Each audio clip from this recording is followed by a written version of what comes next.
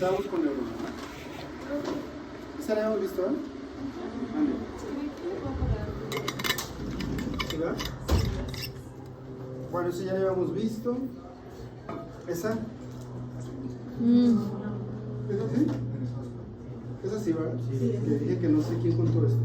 Sí. Bueno, ahí va. Es como la neurona clásica, pues, que viene en los troncos nerviosos grandes. Digo clásica porque hay otro tipo de neuronas en otros tejidos, como la retina. Hay neuronas diferentes, más chiquitas, diferentes. Y esa es como la neurona característica que debieron haber visto también ya el semestre pasado. Una neurona que tiene sus dendritas, una neurona que tiene su soma, su núcleo, su nucleolo, su axón, en este caso sus vainas de mielina.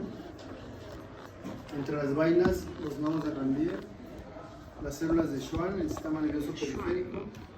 Y bueno, es como lo que más aprende uno de la neurona. Se dice que esta es una célula de Schwann y vean cómo forra un axón. También se dice que lo hace de esa manera. Entonces esta célula va teniendo este movimiento y le va generando un forro, miren. Y este forro es la mielina que cubre a este axón. Y solamente no lo cubre en las zonas de los nodos de Ranvier, ¿no? Entonces ya saben que las vainas de mielina son para conducción saltatoria y para conducción de alta velocidad. Una conducción rápida. Esa clasificación no la habíamos visto, esa tablita, ¿verdad? No. Esa tablita se llama de Erlanger y Gasser y me clasifica las neuronas dependiendo varias cosas. El diámetro y es la velocidad de conducción, la de las más importantes. Esta está buena porque me dice cuáles tienen mielina, me dice cuáles no y me dice la función. Entonces vean cómo las A alfa, las A tienen mielina todas ellas. Y hay A alfa, A beta, A gamma y A delta, así se llaman. Y aquí viene la función. O sea, para la propiocepción, para el tacto y la presión las beta, para los usos musculares las gamma y para el dolor y la temperatura las delta. Y entonces vemos los diámetros 12 a 20, 5 a 12, 3 a 6 y 2 a 5 micras. Y entre más gruesa, más rápida de conducir, 70 a 120 metros por segundo, 30 a 70 esta, 15 a 30 esta y 12 a 30 esta de acá. Y luego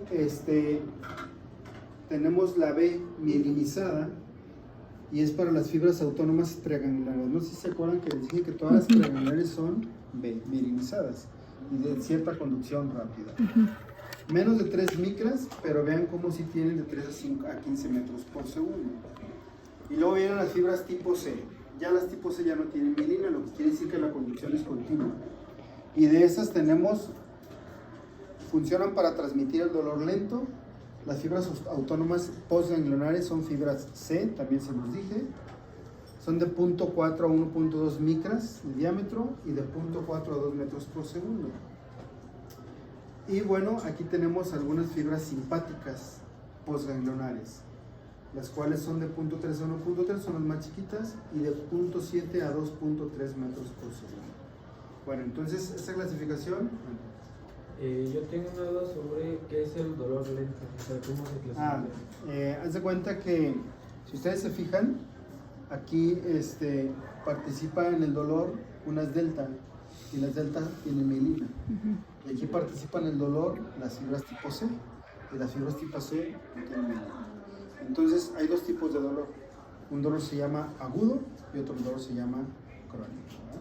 Entonces el agudo es aquel que se transmite de una manera rápida. Por ejemplo, un cólico renoureteral, donde va bajando una piedra poliuretea y el dolor es intenso, agudo y muy severo. Y eso viaja por aquí. Pero luego en medio les molesta una muela, ¿no? Y dicen, es que ya tengo 3 días que me está doliendo la muela. Si fuera intenso ese dolor, seguramente ya hubieran ido al dentista. Pero si es la molestia que ahí está, tengo una semana, entonces es un dolor tipo crónico y viaja por fibras lentas. Lo que quiere decir que son fibras tipo C, no mielinizadas, y lo que quiere decir que en la médula espinal como son dos fibras aferentes, las dos van a llegar a las astas posteriores, pero una va a subir por una vía rápida, fina, precisa, que se llama columna dorsal hemiscomedial, y la otra va a subir por una vía ascendente, burda, no precisa, y se llama vía anterolateral. Entonces tienen diferentes neuronas y tienen diferentes vías, y es para dos tipos de dolores diferentes, ¿vale? Entonces dolor crónico y dolor agudo. Se clasifican las neuronas en sensitivas, y de las sensitivas tienen receptores sensitivos tales como los receptores visuales. ¿Cuáles son los receptores sensitivos visuales para las fibras sensitivas que llevan la transmisión de la visión? ¿Cuáles son los receptores visuales? ¿Cuáles son? ¿Cómo se llaman? Fotorreceptores. ¿Y cuáles son? Conos y bastones, ¿verdad? Conos y bastones. Son los fotorreceptores. Tenemos receptores auditivos para la señal que estamos hablando ahorita de la audición. ¿Cómo se llama el receptor? O sea, una cosa es el que recibe y otra cosa es el que lleva la señal, ¿de acuerdo? El que recibe va a generar el potencial de acción al que va a llevar la señal, ¿sale? El que recibe se llama receptor. ¿Cómo se llama el órgano receptor en el oído para las vibraciones auditivas? No, esa es una membrana que divide el oído medio del oído externo. ¿Cómo se llama el órgano receptor del oído? ¿Cómo? Órgano de Corti, y está en el oído interno, ¿eh? Órgano de Corti. Esto que están escuchando ustedes ahorita es porque el órgano de Corti está recibiendo eso. Tiene cilios, los cilios se mueven y manda señales auditivas hacia el cerebro, ¿eh? Tenemos receptores táctiles. ¿Cómo se llaman los receptores táctiles? Tóquense, dense golpecitos ahí leves. ¿Cómo se llaman esos receptores? ¿Cómo se llaman? ¿Qué tipo de estímulo es este? De acuerdo a los tipos de estímulos que vimos. ¿Qué es? Mecánico. ¿Y cómo se llama el receptor? Mecanoreceptor, ¿verdad? Entonces se llama mecanoreceptor. Tengo receptores gustativos. ¿Cómo se llaman los receptores gustativos? En la lengua. ¿Cómo se llaman? Papilas gustativas, ¿verdad? Papilas gustativas. Bien, entonces todas las neuronas sensitivas tienen un receptor diferente y funciona captando la señal. Esas neuronas sensitivas transmiten impulsos desde los receptores hasta el sistema nervioso central. Incluye fibras nerviosas aferentes, somáticas y viscerales. Ya hemos puesto varios ejemplos, ¿no? Una señal, por ejemplo, en el estómago, cuando ustedes ya pasaron cierto tipo de horas sin alimentarse, entonces el estómago ya recibió la señal, está vacío y empieza a tener movimientos peristálticos del estómago y manda señales de que no hay alimento. Eso es una señal visceral, ¿verdad? Para que lleve la señal. O cuando se ponen ustedes una gota de limón en la lengua, esa es una señal visceral. Y las sensitivas, las somáticas, pues son todas las que son voluntarias, ¿no? En este momento, ¿cuántas señales está mandando? Por ejemplo, ¿cuántas señales está mandando? Dime una señal que está mandando sensitiva somática, tu cuerpo en este momento. Muy bien, perfectamente bien contestado, ¿la vieron? Le dije una señal y le hizo así. Entonces ella se tocó los lentes y es el tacto y es una señal, ¿no? ¿Sí quisiste participar de esa manera o no? A ver, dime otra. Dime otra. Tú dime una ya. Bien, esa también fue buena. ¿Vieron? ¿Cómo tocó la pantalla? O sea, es parte del tacto, ¿no? Paulo, dime una señal sensitiva en este momento que estés generando. Esa es buena también. Se agarró el óvulo de acá, ¿vieron? ¿Le hizo así? ¿O te dio comezón? ¿No? Mónica, dime otra. O sea, en este momento fíjense cómo hay muchas señales en su organismo y el cerebro tiene la capacidad de no ponerle atención a las que no tienen importancia. Por ejemplo, los lentes tienen cierto peso. Los lentes se están pegando con mi nariz y ese es tacto. y son señales que se están mandando. Los lentes se recargan en las orejas y ese es tacto, pero no es que esté pensando todo el tiempo en eso, porque eso no es importante, ¿no? Su fajo a lo mejor lo están sintiendo aquí ajustadito, pero no nos está molestando, está más apretado que todo el cuerpo, ¿no? Sus zapatos, sus calcetines lo están sintiendo, su reloj, ¿no? Señales constantes, potenciales de acción constantes, sensitivas, pero son cosas que no le ponemos atención. La ropa, bueno, ahí sí, no voy a quitársela, ¿no? La ropa y contacto con su piel, todo eso son señales, ¿no? Están sentados sobre sus glúteos. Bueno, pues es una señal de presión también ahí, y se mandan señales sensitivas, ¿verdad? Todo eso está sucediendo. Dice que una señal, por acá, David, una señal visceral en este momento que te esté sucediendo. Esa pregunta es buena. Una señal visceral. ¿Tienes hambre? El hambre, ¿no? Es una señal visceral. A ver, por allá, Cristal, dime una señal visceral que esté sucediendo en este momento. Es que no la sentimos porque es del autónomo, pero podemos imaginarla, ¿sí? Por ejemplo, ¿qué señal visceral que está sucediendo en este momento? El peristaltismo. Y si no, pues agarremos ahí su estetoscopio y vemos las señales viscerales, ¿no? Pero el peristaltismo es motor. Pero hay señales, se están generando señales para que se mueva, ¿no? ¿Cuál otra? Por ejemplo, la respiración puede ser también tanto como voluntaria como involuntaria. Entonces sería visceral o sonar. Sí, visceral también, ¿verdad? Entonces tenemos ese tipo de señales. Dice acá, la información llega al sistema nervioso central por los nervios periféricos y se dirige a áreas sensitivas situadas en la médula espinal, cerebelo, tálamo y corteza cerebral. O sea que todas las señales sensoriales que tengamos de la piel, de los vasos sanguíneos o de los músculos van a llegar a alguna zona de todas estas, ¿verdad? Algunas nada más a la médula espinal, ¿como cuál? Ya les había dicho. ¿Cuál llega nada más a señalar a la médula espinal y de ahí se regresa la respuesta? ¿Cuál? El arco reflejo. El arco reflejo, ¿verdad?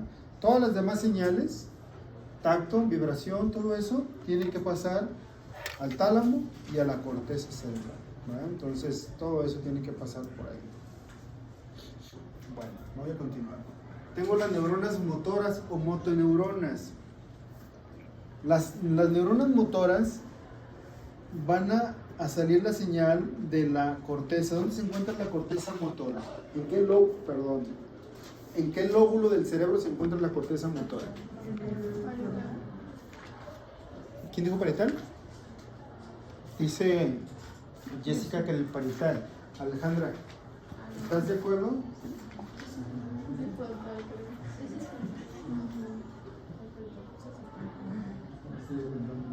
¿Estás de acuerdo?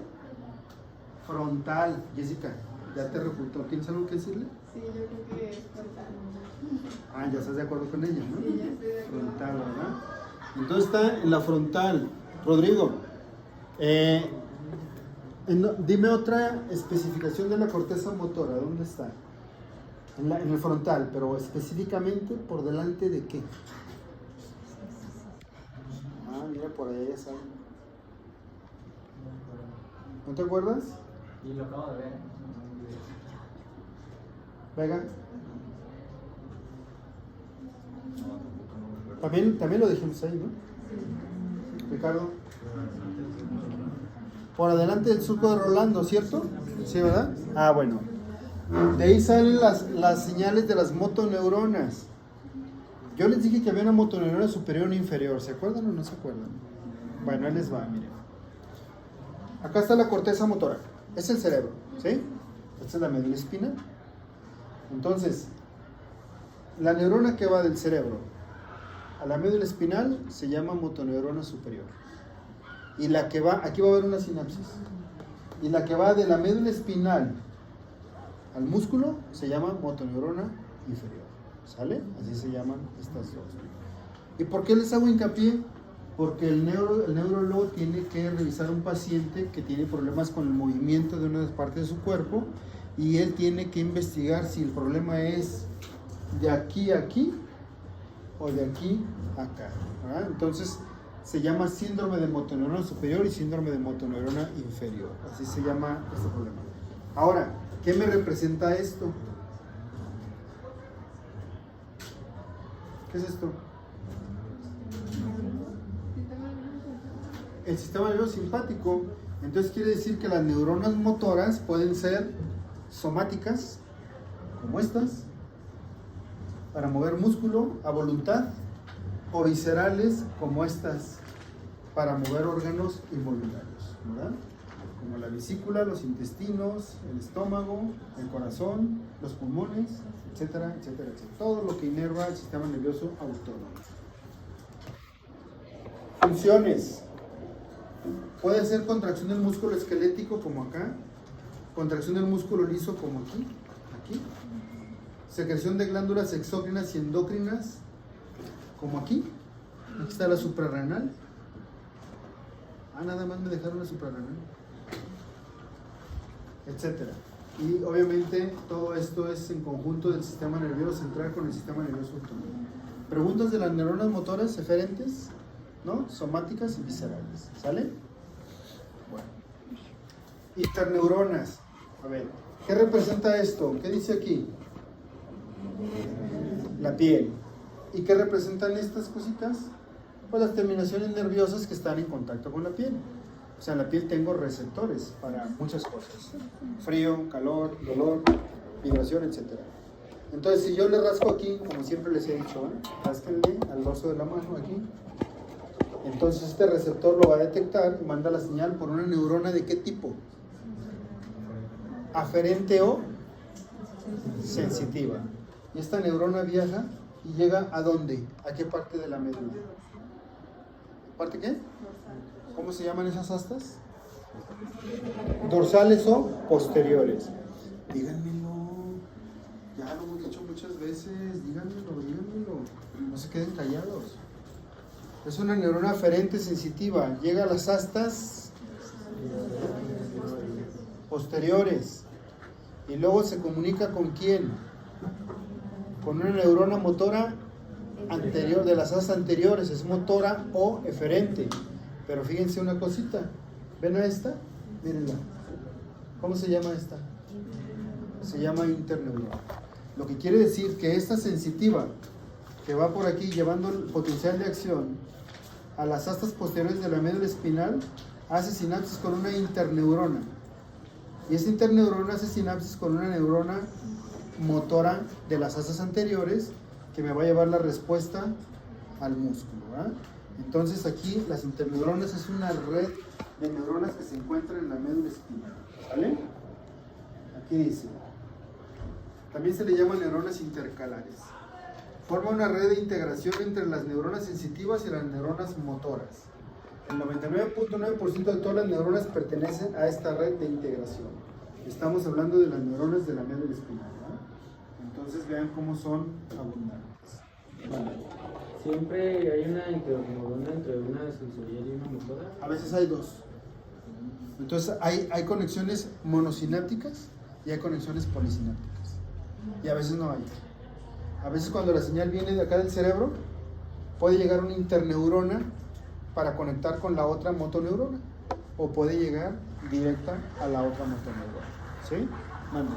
¿Las interneuronas son exclusivas de médula o puede haber en cerebro? Generalmente son en la médula espinal. Sí, en la médula espinal. Mira, por ejemplo, la señal que viene de los conos y los bastones para llegar a las células ganglionares, que son las que forman el nervio óptico, pasaron por varias. Y esas pueden ser interneuronas. ¿Sí? Pasó por las bipolares, por las amácrinas, por las horizontales, hasta llegar a las ganglionares. Y esas son interneuronas. Y por ejemplo, en la cadena ganglionar paravertebral, ¿también puede haber ahí interneuronas? No, generalmente no. Porque emerge la fibra del nivel correspondiente, T3 por ejemplo, y llega al ganglio, sinapsis, y de ahí sale otro neurona. Entonces no hubo una intermedia. ¿Vale? Bueno, seguimos pues. De acuerdo al número de prolongaciones de las neuronas, tenemos muchas formitas, ¿no? Y ahorita vamos a ver dónde se encuentran algunas de ellas. Miren, esta es la más característica. Pero, ¿saben una cosa? No estoy de acuerdo en que diga aquí multipolar. Porque esta solamente tiene el axón. ¿Un axón? Entonces, esta es unipolar, esta de acá. La multipolar es diferente. La multipolar es como si su soma fuera alargado y tuviera muchas prolongaciones para acá, para acá, para acá, para acá, para acá. Y ya veremos luego unas multipolares, como dice aquí, en el cerebelo, corteza cerebral, es donde están algunas multipolares. Bueno, pero esta no es. Pero vean esta de acá. ¿Esta cómo le llamaríamos? Bipolar, ¿verdad? De estas hay ¿dónde? ¿Saben dónde? En la retina. ¿Dónde más? Y aquí en el bulbo olfatorio hay células bipolares también, ¿verdad? Y luego vean esta ¿cómo se llama? ¿Esta cómo se llamaría? Pseudounipolar. Bueno, esta también existe, ¿en dónde? En la retina. En la retina hay unas células que se llaman horizontales. La señal la reciben de acá arriba y la transmiten para allá y la transmiten para acá. Y esta de acá hace conexión con otra abajo y esta hace conexión con otra abajo, ¿verdad? Entonces transmiten señal a ambos lados y de acuerdo al número de prolongaciones pueden ser de esa manera.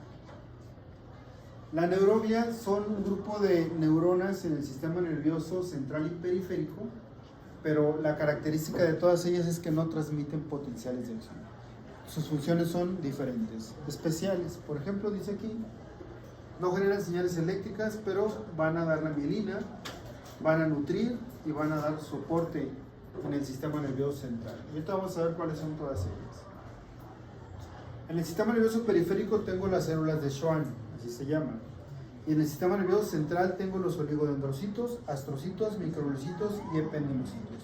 Todos ellos forman parte de este tipo de células que se llaman neuroglia. ¿Sigo? ¿Va rápido o vamos bien?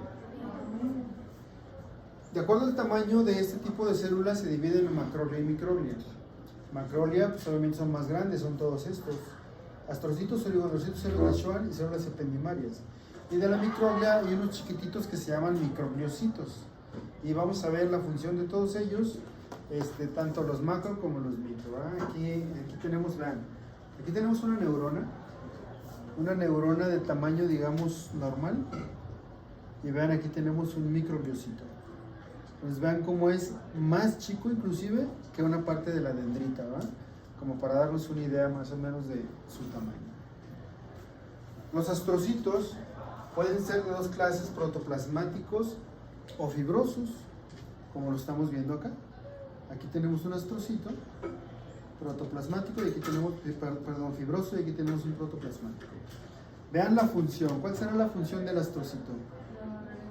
Vean cómo sus prolongaciones están en contacto con los vasos sanguíneos y eso se le llama pues barrera hematoencefálica, ¿verdad? Los fibrosos se encuentran en la sustancia blanca y la función es formar la barrera hematoencefálica como sostén y aislantes eléctricos también.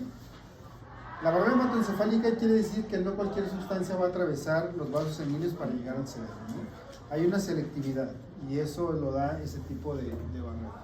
Vamos a ver en el organismo diferentes barreras que no se llaman así. Aquí sí se llaman así, porque generan unos poros entre las prolongaciones de las células, generan unos poros que son los que deciden qué entra y qué no entra, y se llama barrera hematoencefálica. En el riñón tenemos unas células que forman una barrera en los vasos sanguíneos y también no permiten que haya todo entre y todo salga. Y en el hígado también sucede lo mismo, ¿verdad?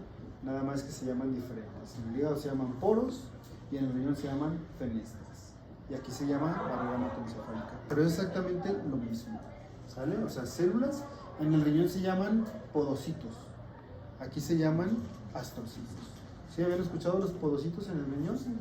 Y emiten unas prolongaciones que se llaman pedicelios. Y son los que están en contacto con el glomérulo para que no se filtre cualquier cosa por ahí. Entonces son como especiales esas células en diferentes partes. Los protoplasmáticos se encuentran en la sustancia gris, estos en la sustancia blanca. Los oligodendrocitos se encuentran alrededor de las neuronas y forman las vainas de mielina de las fibras nerviosas del sistema nervioso central. Los oligodendrocitos son los mismos que las células de Schwann. La diferencia es que estos están en el sistema nervioso central y los otros están en el periférico. Vean, este es un oligodendrocito. Y vean todas las prolongaciones que tiene para acá, para acá, para acá, para acá. Y vean cómo forma la mielina en varios axones que tiene por ahí cercanos y que deben de tener vaina de mielina. ¿Se fijan cómo está el rollito, como les dije hace rato, en la célula de Schwann? Las células ependimarias revisten los ventrículos cerebrales. ¿Se acuerdan que hablamos de varios ventrículos, no? Laterales, ya dijimos eso, ¿verdad? Laterales, tercer y cuarto ventrículo, cisterna magna. Todas las células que están dentro de ellos, en su pared, se llaman células ependimarias o ependimocitos, es lo mismo. Y el conducto raquídeo, o sea, el conducto de la médula espinal, por donde desciende la columna vertebral, también tienen ahí ependimocitos. Forman el epitelio de los plexos coroideos. Acuérdense que los plexos coroideos es donde se produce el líquido cefalorraquídeo. Y ahí están formando esos ependimocitos, parte de esos plexos. Las células de Schwann ya la vimos, acá está. Este es el axón. Esta es la célula de Schwann, su núcleo, y esta es la vaina de mielina. Estas son las encargadas de la vaina de mielina en el sistema nervioso periférico. Aquí nada más como para ejemplificar, vean cómo está aquí una circunvolución cerebral de la corteza cerebral, de la superficie, y vean cómo por debajo, dentro de lo que es ya la masa encefálica, tenemos todas estas células de las cuales hemos estado hablando, ¿no? Miren, ¿esta cuál sería? ¿Esta cuál sería? Bien, está formando la mielina aquí y la mielina acá. ¿Esta cuál sería? La microlia, ¿verdad? ¿Esta cuál sería? ¿Cuál? Formando la barrera, formando parte de la barrera hematoencefálica. Aquí hay vasos sanguíneos, ¿verdad? Y vean cómo está en la barrera hematoencefálica. Bueno, entonces ahí se encuentran distribuidos. Los microgliocitos, que son parte de la microlia, células muy pequeñas, como lo pueden ver aquí. En todos nosotros no tenemos microgliocitos activos. ¿Por qué? Porque solamente se van a activar cuando hay una enfermedad del sistema nervioso central. Son como los macrófagos, pero acá arriba. O sea, su función es fagocitar, ¿verdad?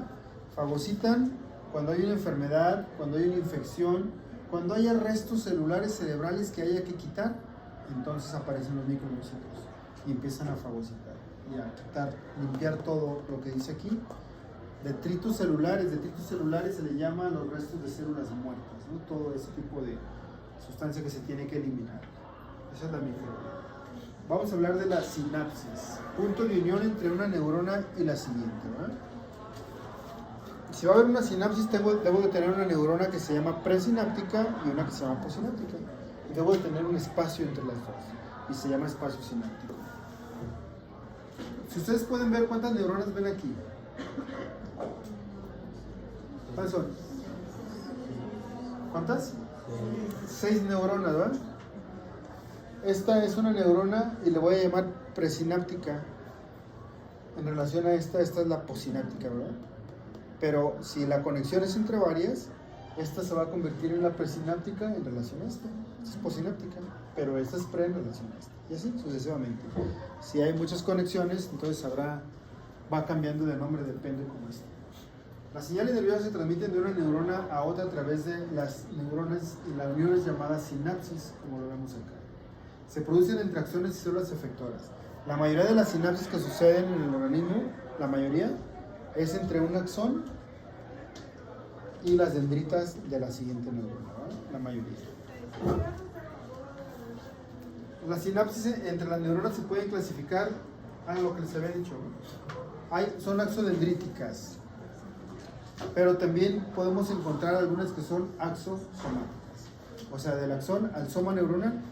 Estas generalmente no suceden, al menos en el humano no. Axoxónica y dendrodendríticas no. La más abundante es esta. Mande, Jessica. Yo tengo una duda, pero de lo de la microglía. Hey. Microglía. Por ejemplo, bueno, no sé si sea cierto, eso me decía mi mamá, que cuando la gente se droga se le mueren las neuronas. Entonces, por ejemplo, ahí podría haber presencia de microglía, como recuperando esas neuronas muertas, pero no en un estado de enfermedad. Es que, bueno, pues acuérdense que tanto la drogadicción como el alcoholismo ya se les considera como una enfermedad, ¿no? Entonces, finalmente, hay destrucción neuronal, sí la hay. Las neuronas están intoxicadas, dejan de funcionar, se mueren, y entonces la microglia se activa para empezar a limpiar todo eso, ¿no? Sí pasa eso. Y luego, tipos de sinapsis. Tenemos una química y una eléctrica. A ver, ya mencionamos alguna vez una eléctrica. ¿Quién se acuerda? Para no preguntar directamente, porque a lo mejor ni se acuerdan. ¿Dónde, Jessica? Por ejemplo, los discos intercalares del corazón. Los discos intercalares del corazón son sinapsis eléctricas, ¿verdad? Vamos a ver cuál es la diferencia entre una y otra. La sinapsis eléctrica, como lo pueden ver ustedes aquí de acuerdo a la flecha, la dirección puede ser multidireccional, no nada más va en un solo sentido la transmisión nerviosa. Se caracterizan por la presencia de canales fluidos abiertos que conducen electricidad directamente de una célula a la siguiente. ¿Para qué era el disco intercalar? ¿Alguien levanta la mano o pregunto directo? Espera, Jessica. A ver, David, ¿para qué era el disco intercalar? Para distribuir la señal eléctrica en el corazón, para que tuviera su ritmo. Para distribuir de una manera que más rápida, ¿verdad? ¿Se acuerdan que un disco intercalar es un qué? ¿Cómo lo describimos ahí? Forma un sinsitio, que es la distribución muy rápida. Pero ¿qué es exactamente el disco intercalar? Dijimos que era un puente de ¿qué? De baja resistencia. ¿Se acuerdan cuánto es la resistencia en relación a la membrana celular externa? Una 400ª parte de la resistencia que opone la membrana. O sea, que si se estimula la membrana de la célula muscular externa, tiene una cierta resistencia para entrar los iones. Pues el disco intercalar es una 400ª parte de lo que opuso acá. O sea, nada prácticamente. Entonces el paso de iones es libre. Hagan de cuenta con mis dedos aquí intercalados uno a otro, y así está una célula con la siguiente. O sea, no hay un espacio sináptico, ¿sí? Está prácticamente sellado una célula con la otra. Dice que es el paso directamente de una célula a la siguiente. Pequeñas estructuras tubulares formadas por proteínas que se llaman gap junction. Quiere decir que entre las membranas hay canales para que entren los iones. Las uniones intercelulares laxas con uniones comunicantes o una hendidura permiten el paso libre de iones. Por eso es como el sinsitio, muy rápido. Conducción multidireccional y algunos ejemplos. El músculo liso. ¿Se acuerdan que el músculo liso también tenía un sinsitio, les dije? Pues el músculo liso, en las fibras cardíacas, el núcleo vestibular, el cerebelo, la retina, ahí hay señales eléctricas de sinapsis, ¿sale? O sea, sinapsis eléctricas, ahí hay. Ejemplo de ellas, miren. Observemos aquí el músculo cardíaco, tomamos una partecita de él, lo hacemos amplio, ¿y qué vemos aquí? Vemos esto, miren. Se llaman discos intercalares. Y si este disco lo voy a amplificar para verlo mejor, entonces aquí está. Y vean cómo esto se parece a esto. ¿Ya lo vieron? Entonces, ¿qué es esto? ¿Qué es? ¿Y esto? La membrana. O sea, aquí tengo dos membranas celulares. Y vean cómo están conectadas por estos puentes de baja resistencia, ¿verdad? Hay unos libros que le llaman a estas proteínas, se llaman conexinas, que están una con la otra. Y entonces, vean, aquí está la salida al espacio intracelular y por ahí entran los iones, ¿no? De manera rápida. Y un disco intercalar son muchos de estos, miren. Aquí está. Mande. ¿Qué es el núcleo vestibular? El núcleo vestibular es, acuérdate que todos los núcleos son somas neuronales en conjunto. Cuando tú mueves la cabeza como ahorita que me haces así, quiere decir que ya se detectó que tu cabeza está en movimiento y se mandan señales por el nervio vestibular, el octavo paracraneal, y antes de llegar al cerebro hacen sinapsis con un núcleo que se llama vestibular. O sea, como si fuera un ganglio autónomo, pero acá arriba, pero no es autónomo. Por ponerte el ejemplo de la sinapsis, ¿no? Entonces un núcleo, como si fuera el núcleo, bueno, el núcleo vestibular, luego lo vamos a ver, pero es eso, ahí está, cerca del tronco del encéfalo. Y luego, bueno, esas son, vean aquí las conexiones, como bisagra, dice el libro también, y bueno, pues ahí van a pasar los iones. La sinapsis química tiene ciertas diferencias, son las que más predominan. Vimos algunos ejemplos, ¿no? Pero las químicas, imagínense todo lo que ustedes sienten en la superficie de su cuerpo, viaja a través de neuronas sensoriales. Y todas ellas se conectan con otras neuronas por señales químicas. Todos los movimientos de sus músculos, todos, van a ser por conexiones por sinapsis químicas. Entonces, ya con eso que les digo, pues estamos hablando de la mayoría de las sinapsis en el organismo, ¿no? Unas poquitas son eléctricas. Utilizan neurotransmisores como mediador químico, neurotransmisores como ¿cuáles ejemplos? ¿Cuál más? ¿Cuál más? Adrenalina, ¿cuál más? Serotonina, etcétera, ¿verdad? Precisamente, ahorita mencionamos, la mayoría fueron excitadores y alguien me mencionó un inhibidor. La función del neurotransmisor en la siguiente neurona puede ser excitarla o inhibirla, o modificar su sensibilidad. La sensibilidad se modifica para la recepción de señales, pero bueno, generalmente la excita o la inhibe. Ya vimos muchos casos de inhibición, ¿se acuerdan? Cuando dijimos que aumentaba el AMP cíclico, era una señal excitadora, y cuando disminuía era una señal inhibidora, ¿no? Entonces, bueno, hay sinapsis así. La conducción es nada más unidireccional.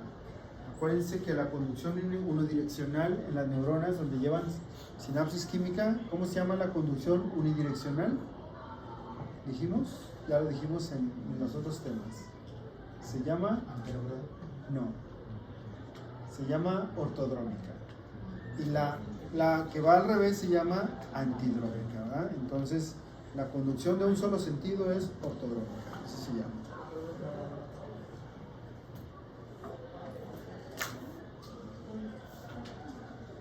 ¿Ortodómica dijo? Ortodrómica.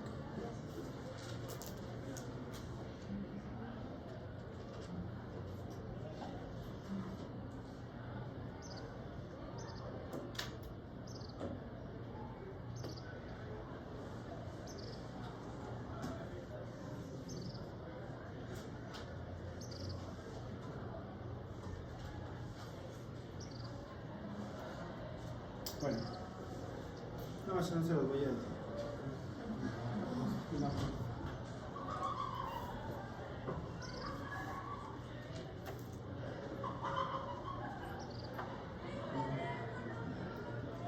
Esta es una terminal presináptica y esa es una neurona posináptica. Y eso es un espacio. ¿Cómo y el espacio sináptico. Entonces, en la presináptica dice, el terminal presináptico posee variadas formas, pero en su mayoría parecen pequeños botones redondeados y se les puede llamar botón terminal, botón sináptico o pie terminal. Pues quiere decir que la parte final de las terminaciones nerviosas es como un botoncito, ¿no? ¿Se han fijado que viene el axón, se ramifica la parte terminal y al final de cada ramificación aparece una bolita? Y es esto de aquí. Y se llama botón sináptico o pie terminal, ¿no? Botón terminal. Bueno, aquí es donde se lleva a cabo la liberación salud del neurotransmisor. Voy a repetir lo que ya hemos dicho algunas veces. Estos son los canales de calcio. Entre las funciones del calcio era liberar neurotransmisores. Y el potencial de acción que viene en esta célula nerviosa y que me la está despolarizando hace que se abran esos canales de calcio que dependen precisamente del voltaje. Y entonces el calcio se va a meter. Y una vez que se mete el calcio, entonces me va a liberar un neurotransmisor. Dependiendo de lo que estemos hablando, será algún neurotransmisor. Déjenme ver, aquí lo ponen en el ejemplo, miren, la acetilcolina, ¿no? Aquí está. Entonces, La acetilcolina tiene receptores. ¿Cómo se llaman los receptores de la acetilcolina? ¿Cómo? ¿Cómo no escucho? Colinérgicos, y se dividen en nicotínicos y muscarínicos, ¿verdad? Ya saben que los nicotínicos son ionotrópicos, o sea, de acción rápida. Y los muscarínicos son, ¿cómo se llaman? Metabotrópicos, ¿verdad? O sea, de acción más lenta con proteína G. Bueno, entonces aquí el espacio, la liberación del neurotransmisor, receptores y despolarización de la neurona postsináptica. Pero puede ser, tiene que ser despolarización forzosamente, ¿no? ¿Qué tal que aquí en vez de decir acetilcolina dice GABA? ¿Saben qué es el GABA? ¿Y cómo se llama?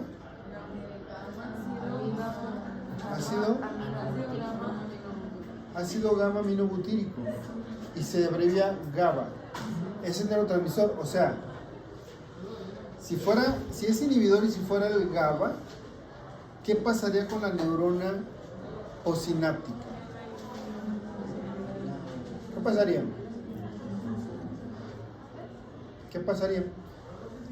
O sea, ¿qué pasaría para que ésta no tuviera una señal, no continuara con la señal?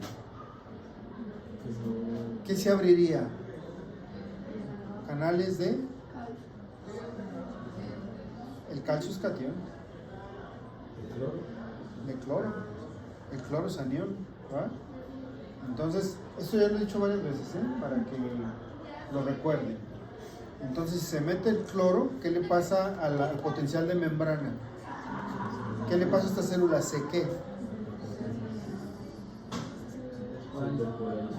hiperpolariza, se hace más negativa, se hace menos excitable, se inhibe. Y tengo un potencial postsináptico inhibidor. ¿De acuerdo? Pero si es la acetilcolina y esta célula es el músculo esquelético, entonces tengo un potencial postsináptico excitador, ¿verdad? Entonces, por eso dice acá. Aquí acaba de decir esto, ¿no? Funciones del neurotransmisor en la siguiente neurona: la excita si el neurotransmisor es excitador, o la inhibe si el neurotransmisor es inhibidor, ¿verdad? Entonces, es lo que puede suceder en la neurona postsináptica. Nada más por mencionarles la formación, los receptores, cómo están conformados. Bueno, pues dice que hay una parte de unión que sobresale la membrana y es donde se fija el neurotransmisor, y un componente intracelular que atraviesa la membrana. Este es el receptor, y esta parte es la parte de unión, no atraviesa la membrana, y es la de fijación. Y la otra, que es el componente intracelular, es este de aquí. ¿Sí lo ven, verdad? Entonces atraviesa la membrana y es pues, la que hace que llegue a cabo la apertura de canales. Los receptores en la neurona postsináptica. Dice, la activación de los receptores controla la apertura de canales iónicos por una de las dos formas siguientes. Tengo receptores ionotrópicos. Les voy a volver a repetir estas 2-3 diapositivas porque es lo que les expliqué en el autónomo con los segundos mensajeros. Si a alguien no le quedó claro, pues espero que con esto ya sea más claro, ¿no? Los receptores ionotrópicos son activación de canales iónicos, pero es un control rápido de la acción, ¿verdad? Fíjense bien, tengo canales que se llaman catiónicos y aquí dice que tienen carga negativa. ¿Está bien esto que está aquí escrito o está mal? Son canales catiónicos y tienen carga negativa. ¿Está mal o está bien? ¿Por qué está bien? Porque lo que va a pasar por adentro son cationes, porque tienen carga negativa, si no, no pasarían, ¿verdad? Y los canales aniónicos tienen carga positiva, porque lo que va a pasar por ahí son aniones. O sea, por aquí, ¿qué pasa? Los catiónicos, potasio, sodio y calcio, y por los aniónicos, ¿qué pasa? El cloro. Acuérdense que si son cationes, entonces el potencial postsináptico será excitador. Y si son aniones, el potencial será inhibidor. ¿Por qué? Porque me va a hacer más negativo el interior de la célula. O sea, la va a hiperpolarizar. Eso también lo hemos dicho ya varias veces, ¿verdad? Entonces, vale. ¿Cloruro y cloro es lo mismo? Sí, el cloruro es como la sal del cloro, que cuando se une a otro componente ya le llamas cloruro. Cuando está solito le llamas cloro, ¿no? Cloruro de sodio, cloruro de potasio, cloruro de calcio, pero solito es cloro, ¿no? Pero a veces así, el libro a veces lo toma como sinónimo, pero bueno, ya expliqué ahorita, ¿no? Ahora, ¿se acuerdan de los metabotrópicos, no? Los metabotrópicos son aquellos que están unidos a una proteína G y que tenemos G estimulante cuando hay actividad intracelular o tenemos G inhibidora cuando no la hay. Y cuando hay actividad intracelular quiere decir que se formaron ¿qué? O sea, la proteína G y este sistema de metabotrópico es para formar ¿qué a nivel intracelular? Según sustancias químicas con actividad intracelular, ¿no? Bien, entonces, los receptores metabotrópicos, aquí están, vean, estos son los ionotrópicos, donde hay una recepción de un ligando externo, que puede ser un neurotransmisor, se abre el canal y automáticamente se meten, pues ¿qué se meterá por aquí? Pues pueden ser cationes o pueden ser aniones, ¿verdad? Ya estamos agregando al cloro aquí porque ya estamos diciendo que también hay transmisiones inhibidoras, ¿no? Hasta ahorita nada más hemos visto casi puras excitadoras, también hay transmisiones inhibidoras. Ese es el ionotrópico. Del sistema nervioso autónomo, en general, los receptores del autónomo simpático y parasimpático, ¿cuáles eran ionotrópicos? Eso lo vimos en autónomo. Del sistema nervioso autónomo, todos los receptores que conocen, tanto del simpático como el parasimpático, ¿cuáles son ionotrópicos? ¿Cuáles? Los nicotínicos. ¿Quién dijo nicotínicos? A ver, ¿sí es cierto o no? A ver.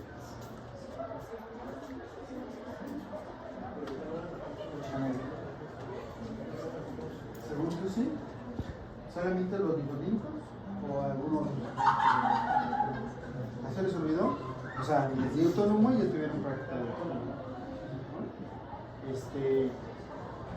Gabriela. Sí. A mí igual. A mí sí.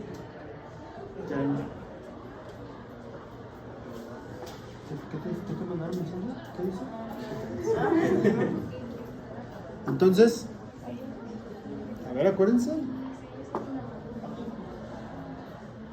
Y de los receptores del sistema nervioso autónomo, ¿cuáles son metabotrópicos? Antiguamente y O sea, nada más David va a participar, ¿o qué? Que David es de los que más participan. Yo quiero escucharlos a todos. Un abrazo a David. A ver, entonces, Monses, en plural, ¿no? Fátimas. ¿Sí hay Fátimas? Sí. ¿Cuántas Fátimas hay? Fátimas, 3, ¿no? 2. En el otro grupo también hay 2. Rodrigo.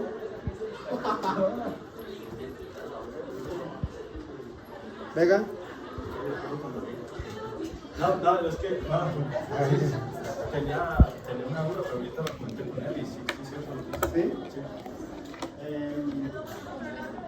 Joshua.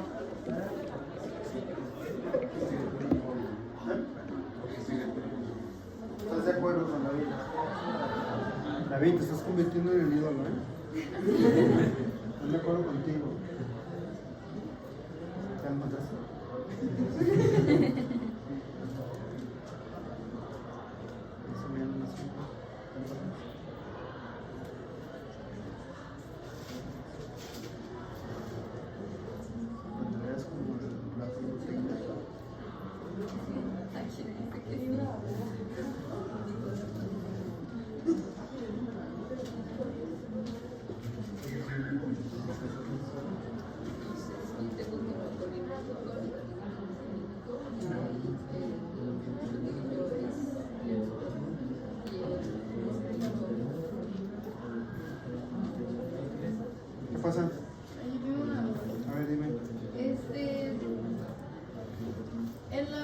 neuromuscular donde se encontraban receptores NM, que son nicotínicos, ¿por qué se usaba acetilcolina como neurotransmisor si es un canal nicotínico que hay iónico? ¿Alguien le quiere contestar? Otra vez la pregunta. ¿Por qué en la unión neuromuscular donde hay receptores nicotínicos NM, por qué se libera acetilcolina si qué? Si es un canal iónico, o sea, nicotínico, son iónicos. ¿Cuánto sale, Regina? Pero dice que por qué la acetilcolina en el nicotínico.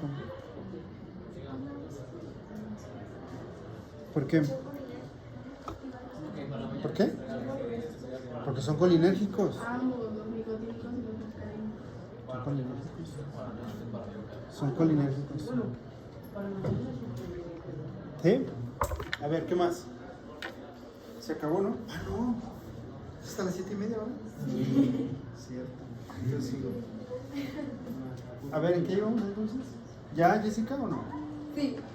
¿Segura? Bueno. ¿Los encontraste o no?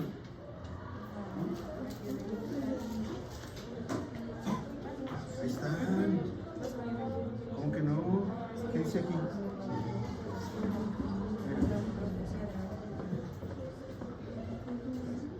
Entonces, ¿cuáles son? A ver, entonces, a ver, ¿queda claro o no queda claro? Otra vez. ¿Cuáles son los ionotrópicos del sistema nervioso autónomo, Alejandra? Ni la dejé agachar la cabeza. ¿Cuáles son los ionotrópicos? ¿Qué es un receptor ionotrópico?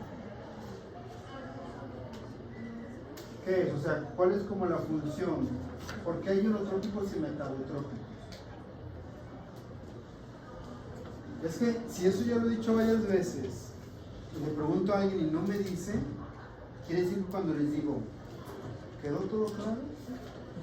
Y nadie contesta, entonces quiere decir que estamos aplicando la segunda opción. O sea, la primera opción es, quedó todo claro, por eso no levanto la mano.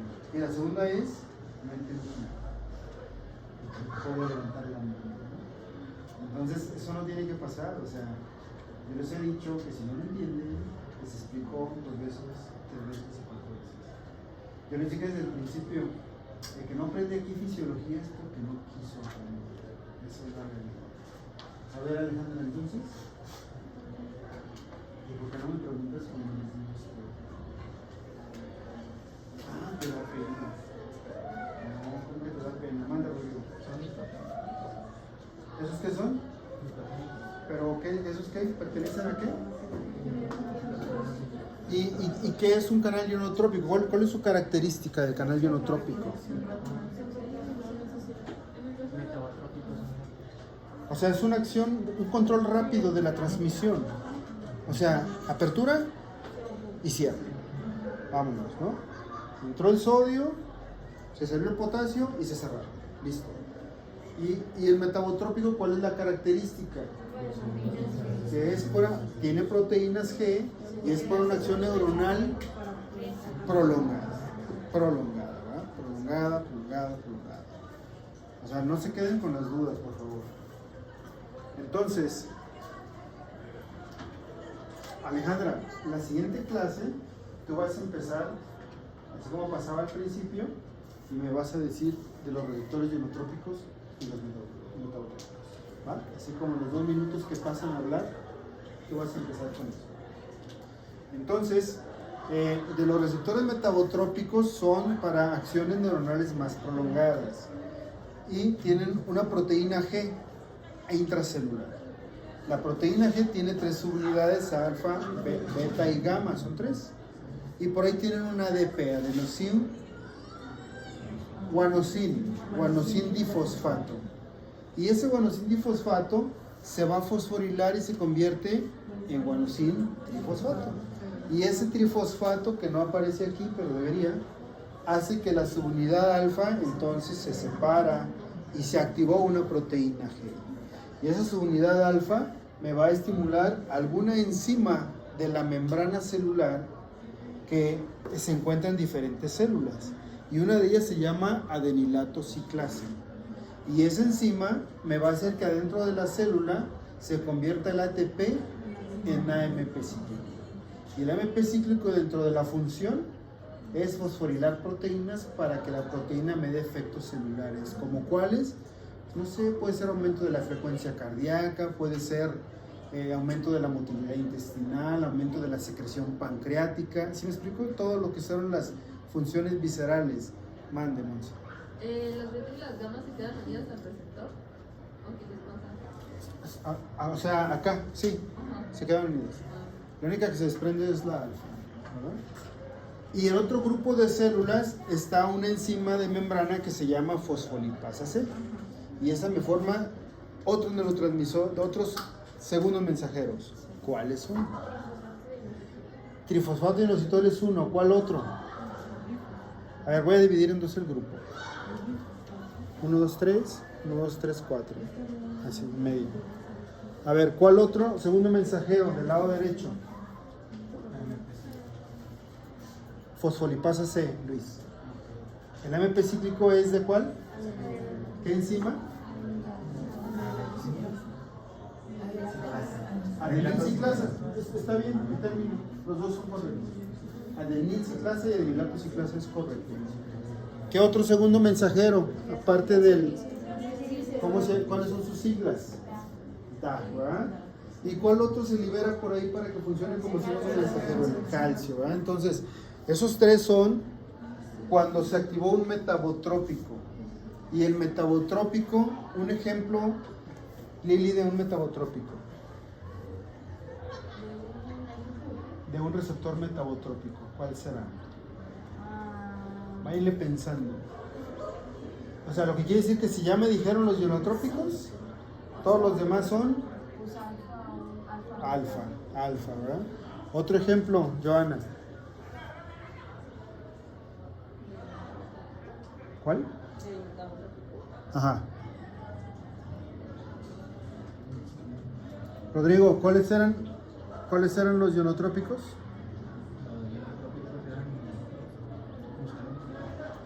O sea, perdón. O sea, el Rodrigo hace rato me lo dijo correcto, pero al revés. Y nomás se la volteo un poquito y ya lo bloqueé, ¿no? ¿Cuál? Nicotínicos. Si los nicotínicos son ionotrópicos, todos los demás son. ¿Como cuál? Dime uno del autónomo que sea metabotrópico. Ya me dijo Lili que el alfa es uno de ellos. ¿Sí me dijiste tú, no? ¿Los qué? ¿Y cuáles son los M? ¿Los condones? ¿Los condones M? Ah, muscarínicos, ¿no? ¿Cuántos muscarínicos hay? 5, ¿verdad? Otro, por acá, otro metabotrópico, Paulina. Ya todos te dijeron.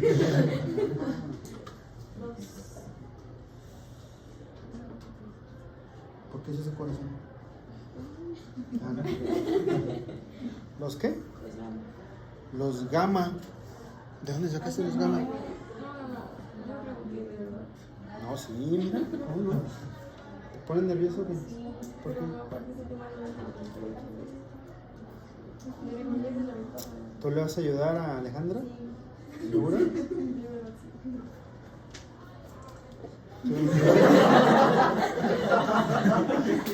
Es que me llevan por atrás. Qué rollo, no se me quiere montonear. Bueno, entonces, ¿alguien más quiere participar en la siguiente clase pasando aquí que no le he entendido para que se ponga a revisar? O sea, Alejandra y Paulina nos van a ayudar al principio. O sea, lo digo en buena onda. Si alguien no le ha entendido, pues puede decir, yo también. ¿Por qué? Pues porque lo va a revisar y ya lo va a entender, ¿no? Por eso lo digo, ¿no? ¿Nadie? ¿Nadie? ¿Todos? ¿Todo bien? ¿Joana? ¿Todo bien o quieres participar? También participa Joana, ¿no? Bien. Bueno, ya tenemos 3 participantes. Segundos mensajeros, ¿qué son? Sustancias químicas. Bueno, pues es que aquí ya les voy a echar la mano a las 3, pero pónganle más atención a esto. Sistema químico dentro de la neurona sináptica, o sea, ya lo dije varias veces. Los segundos mensajeros son única y exclusivamente intracelulares. A ver, va una pregunta. ¿Cuál sería entonces un primer mensajero? Si el segundo mensajero es intracelular, ¿cuál sería un primer mensajero? ¿Cuál? ¿Extracelular como cuál? Una sustancia química que transmite el mensaje, los neurotransmisores. A ver, ¿como cuál, David? Los neurotransmisores, aquí está. Este es un neurotransmisor, es un ligando, podría ser un primer mensajero. Algún libro lo mencionó así alguna vez, no es como que lo encuentren como tal, ¿no? Pero lo que quiero es que se diferencie del segundo mensajero. El segundo mensajero es acá dentro intracelular, ¿no? Fíjense bien, una hormona, díganme una hormona, la que quieran. ¿Cuál? Melatonina, ¿cuál otra? De aquí para acá, de aquí para acá. Progesterona, ¿cuál otra? Fuerte. Aldosterona, hormonas. Esta es una hormona. Podría ser un primer mensajero. Porque una vez que llega con el receptor, hay acciones acá dentro, ¿verdad? Pues de segundos mensajeros. Un medicamento llega a este receptor y podría ser un primer mensajero. Y la señal me desencadena adentro, segundos mensajeros, ¿verdad? Entonces todo empieza con un estímulo externo. Podría ser un primer mensajero, para que lo entiendan de esa manera también. Sistema químico dentro de las neuronas posinápticas. Uno de los sistemas más frecuentes de segundos mensajeros es el de la proteína G. Ya sabemos que aquí tenemos esta proteína G. Y el complejo de proteína G consta de GDP, aquí está, más 3 componentes, alfa, beta y gamma. Y esto es una proteína G inactiva. Hasta ese momento es inactiva. Cuando este GDP cambie, se convierta en ¿qué? En GTP, entonces esta subunidad se separa. Y sigue la reacción. ¿Cuál es la siguiente reacción? Estimular una enzima de la membrana, adenilato ciclasa fosfolipasa C, y luego se desencadena todo lo demás adentro, ¿verdad? Bueno, aquí está, miren, esta imagen está muy bonita. Receptor, ¿qué es esto? Puede ser un primer mensajero. ¿De qué otra manera le llamo? Ligando. ¿De qué otra manera qué puede ser? Neurotransmisor, ¿qué más? Una hormona, hasta un medicamento. Receptor, anclado a la proteína inactiva. Miren esto. Se activó, vean esta. Subunidad alfa, miren cómo se llama esta. La adenilato ciclasa, ¿qué me va a formar? Aquí tengo el ATP, se convierte en AMP cíclico, activa proteína quinasa, esta me fosforila las proteínas y esta me dan respuestas celulares, ¿no? Acuérdense que ya vimos en autónomo muchas respuestas celulares con AMP cíclico, ¿verdad? Tanto con aumento como disminución, ¿verdad? Ya vimos eso.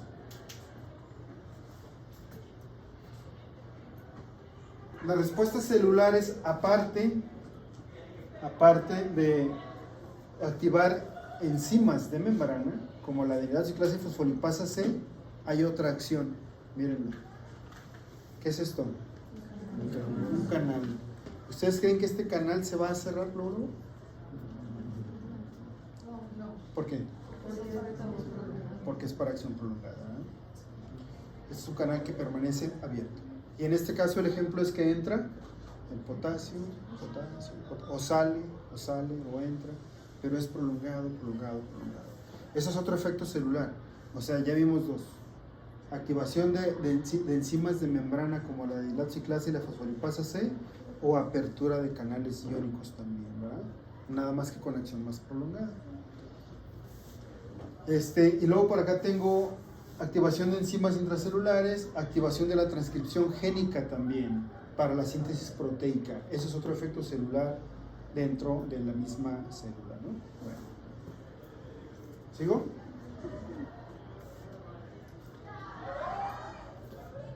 Aquí está, otra vez, AMP cíclico.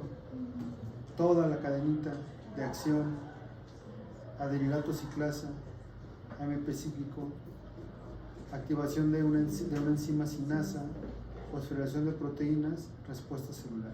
O sea, aparte de esto, también me puede abrir canales iónicos para acción prolongada, como decía, y también me da transcripción génica para la síntesis proteica. Este es el de la fosfolipasa C. Aquí está la fosfolipasa C. Aquí está una hormona peptídica, un neurotransmisor, un fármaco, no sé, un ligando, ¿verdad? Receptor, proteína G. Acuérdense que esto es la misma estructura de acá. Lo que cambia es esta, que se llama fosfolipasa C. Y lo que cambia es este. Allá son diferentes. Nada más que la imagen viene diferente, pero es lo mismo que aquí. Vean la imagen diferente, ¿no? O sea, aquí no tengo el receptor así, nada más me lo ponen así. La proteína G no viene como alfa, beta, gamma, no importa, es la misma. La fosfolipasa no la vemos atravesando la membrana, no importa, es la misma, ¿sale? Y la fosfolipasa C me convierte estos 3 segundos mensajeros para fosforilar proteínas y dar respuestas celulares. El calcio se libera del retículo endoplásmico y de la mitocondria y me da respuestas celulares, ¿verdad? Entonces, hay sistemas que funcionan con estos y hay sistemas que funcionan con este, ¿no? Entonces, ahí tenemos los segundos mensajeros. Receptores, excitadores o inhibidores de la membrana postsináptica. Mecanismo de la membrana para provocar excitación. A ver, ¿cómo se les ocurre que en la membrana postsináptica va a haber excitación de la membrana? ¿Cómo se les ocurre? Esa es la que hemos visto, ¿no? La más característica, abriendo canales de sodio.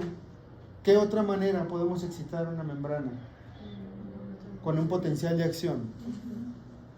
Acuérdense que no nada más entra el sodio. ¿Qué otra forma para excitarla? Reduciendo la cantidad de cationes que entran para hacerla más negativa y llegar a su...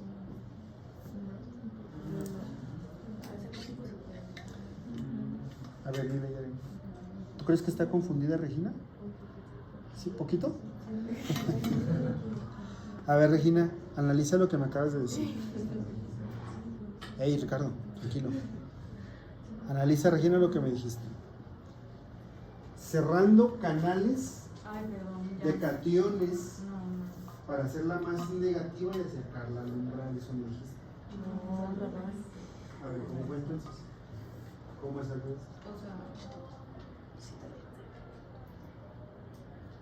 que salgan para que sea más negativa. Para que se acerque. Ah, ya sé que es que mal. A ver, Es que no sé cómo decírselo. ¿cómo es? O sea, más bien, pues que se ve lo mismo que para que salga suaviza. Pero empezaste bien. De hecho, pensé que me ibas a decir algo diferente porque empezaste bien, pero ya lo segundo ya estuvo erróneo. O sea, ella dijo que abriendo canales de sodio para que se despolarice y se excite. Ya. O sea, reduciendo tipo aniones, ajá. Cerrando entonces canales. Aniónicos. Ok, sí, eso. Es otra forma. Sí. O sea, cierro los canales de aniones y no permito que entren las cargas negativas, porque lo que quiero es excitarla, no hiperpolarizarla, ¿verdad? ¿De qué otra forma? Ya llevo 2. Incrementando los receptores excitadores. Esa es otra muy buena también. Acuérdense que si una neurona la excitamos varias veces, entonces la célula va a hacer que tenga más receptores y más canales. Y entonces va a entrar, ¿no? Si la célula no la estimulamos y la dejamos en reposo ahí varios días, ¿para qué quiere canales? Entonces el núcleo dice, pues déjale ahí 50 canales, ¿no? Al cabo no está trabajando. Pero qué tal que la ponemos a chambear esa célula. Entonces dice, hazle 200 canales porque lo necesitamos, ¿no? Entonces, ahí es otra que dijo Regina. ¿Cómo dijiste? Aumentando los receptores excitadores y disminuyendo los inhibidores. Esa es otra forma, ¿no? A ver, otra forma de excitar por acá, David. Otra forma de excitar la membrana postsináptica. Ya me dijeron apertura de canales de sodio. Ya me dijeron cierre de canales de aniones. Y ya me dijeron formar más receptores catiónicos y disminuir receptores aniónicos. ¿De qué otra forma podemos excitarlo? ¿No? Acuérdense que no nada más entra el sodio. Hasta ahorita nada más hemos hablado del sodio, pero ya por ahí les dije que en el sistema nervioso central la manera de despolarizar acá arriba es entrando el potasio, no el sodio, ¿sale? Por ejemplo, para la audición y para el equilibrio, el que entra es el potasio, no el sodio, ¿sale? Entonces es otra manera, pues. Dice aquí, ¿cómo podemos hacer cómo podemos excitar la membrana posináptica? 1. Apertura de canales de sodio, eso lo dijeron, para dejar pasar grandes cantidades de carga positiva al interior de la célula. O sea, la célula se está despolarizando. 2. Disminución de la difusión de cloro, fue lo que dijo Regina, ya una vez que lo corrigió.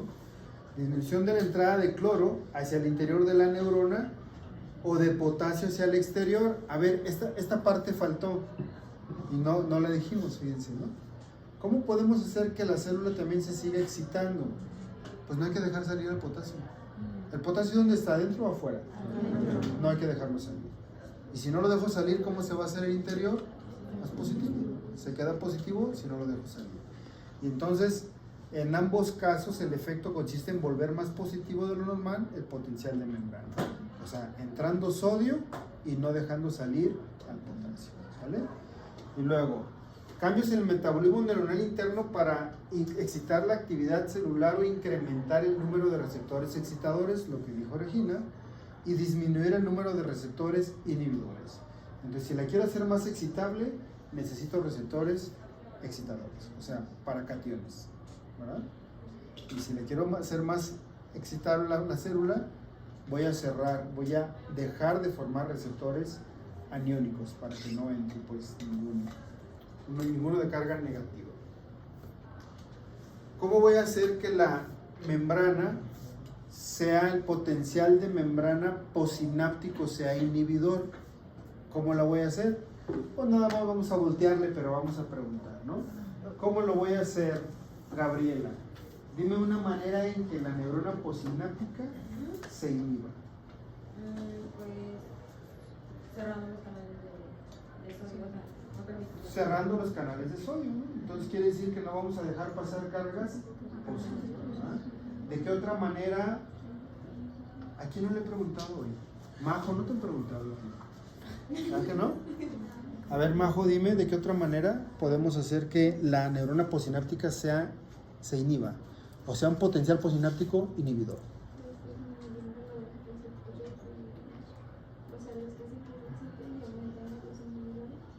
Disminuyendo los receptores para cationes y aumentando los aniónicos, ¿verdad? ¿A quién más no le he preguntado? Levanten la mano, ¿a quién no le he preguntado? ¿No es de pena? Daniela, ¿a ti no te he preguntado? A ver, Daniela. Pues en ese caso, Ah, Fátima, tú también. Ven escondidita que estabas. en ese caso, si en el otro era mantener el potasio adentro, pues abrir los canales Para que se salga. Y si se sale, ¿cómo se hace el interior? Entonces, o sea, todas esas posibilidades pueden existir, ¿no? Ya estamos un poquito más abriendo los canales de acá del cerebro para que captemos más, ¿no? El chiste es hacerlo más como negativo y Exacto. Y puede ser de muchas maneras, ¿no? A ver, La Rodrigo. entrada de cloro, o sea, Permitiendo la entrada de cloro. Que esa es como que de las más importantes porque es la que más negativo va a ser. Llenar de cargas negativas, ¿no? ¿Qué otra? ¿Cuál me falta? Ya cerramos los de sodio. Activar enzimas receptores. ¿Cómo? Activación de enzimas receptoras. Sí, pero eso, ¿para qué? Enzimas receptoras como Para doctores. inhibir algo así. Es que lo dijo Majo, que dijo que formando. Ah, ok. ¿Sí? ¿Qué dice Rodrigo? a la entrada de cloro. Entrada de cloro. ¿Cuál me falta? ¿Cuál me falta? Ya cerramos los de sodio. Ya abrimos los de potasio para que se salga. Ya estimulamos, ya formamos más receptores aniónicos y disminuimos los catiónicos. ¿Qué más dijimos? Ya abrimos los canales para que entre el cloro. ¿Qué más, Jessica? Pues creo que ya lo mencionó, pero por ejemplo el GABA es un neurotransmisor inhibidor, entonces podemos como que hacer más receptores de neurotransmisores inhibidores. Lo que dijo Majo. ¿Sí? Sí. Bien, entonces ahí está exactamente lo mismo. ¿Cómo puedo hacer que el potencial posináptico sea inhibidor?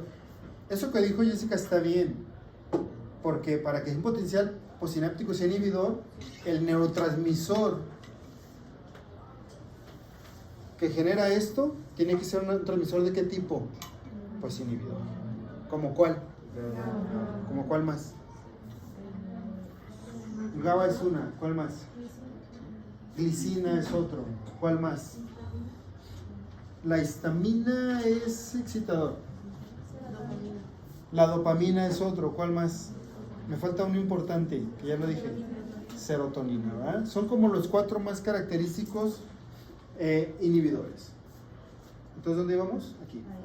Apertura de canales de cloro, eso lo dijo Rodrigo, con aumento de la conductancia al interior de la neurona. Aumento de la conductancia para el potasio fuera de la célula, eso lo dijo Fátima. ¿Sí, no, Fátima? ¿No, verdad? ¿Quién lo dijo? ¿Sí? Activación de enzimas receptoras que inhiben las funciones metabólicas celulares encargadas de aumentar el número de receptores sinápticos inhibidores y disminuir los excitadores. Eso lo dijo Majo, ¿verdad? Bueno, entonces, vamos a hablar de neurotransmisores un poquito, no se crean, ya me voy. ¿Son las 7:30, no? Sí.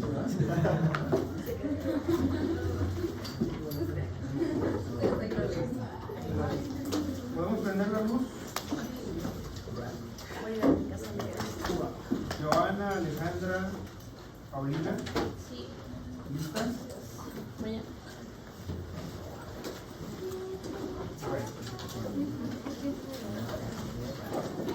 ¿Alguna pregunta? ¿Alguna pregunta? Luego dicen que no y resulta que sí y resulta que quién sabe.